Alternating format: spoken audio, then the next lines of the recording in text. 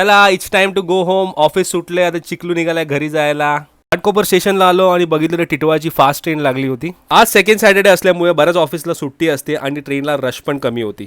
आज गर्दी नसल्यामुळे मस्त स्वीट स्पॉट मिळाला कोपच्यातला. शूट करत करत गाणे ऐकत ऐकत मॅन्डेटरी थोबाड चेक केला ट्रेनमध्ये. बाय द वे कसा दिसतो नक्कीच सांगा कमेंटमध्ये. आणि खपोलीची ट्रेन बघून खूप मन खुश झालं, कारण आपल्याला जायचं होतं आज अंबरनाथला. आणि घरी येऊन बघतो तर काय बायको कलिंगड कट करत होती. कलिंगडचा एक पीस उचलला आणि टाकला डायरेक्ट तोंडामध्ये. आणि मला माझ्या छोट्याशा बायकोला चिडवायला खूप सारी मजा येते. आणि संध्याकाळी टी टाइम एन्जॉय करता करता मी आणि माझी बायको बघत होती myth pack vlogs. By the way हा जपानचा व्लॉग आहे. मी माझ्या बायकोला बोललो आपण पण एक दिवशी जपानला जाऊ नक्की, मी पण तुला मेट्रोमध्ये घेऊन जाईल. मग ती मला बोलली चल बघ पकवू नको, 25 तारखेला पगार होतो, EMI भरायला जातो सगळं, काय मला जपानला नेतोस तू.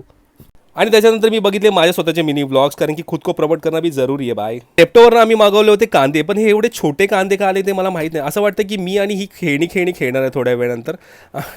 खूप हसायला आलं. आणि ते समोर जे कप दिसतं, आम्ही थोड्या वेळ पहिले चाय पियालो, पण ते कप मला तिने उचलायला सांगितलं, ते मी उचलले नाही.